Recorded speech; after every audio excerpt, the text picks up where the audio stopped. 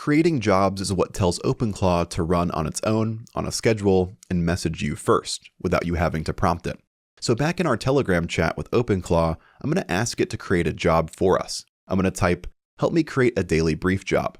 Every morning at 9 a.m., I want you to check my Google Calendar for the day, scan my Gmail inbox for anything important, then send me a short summary through Telegram with my top priorities. From here, the assistant will walk us through setting everything up. Once that's set up, we're going to do one quick test, just so you can see what this brief is going to look like every morning. So I'm going to ask it to run the daily brief right now.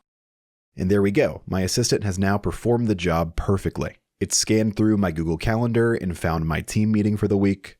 Then it looked through my Gmail inbox and found an email from John. And in that email, it says he can't make the team meeting this week.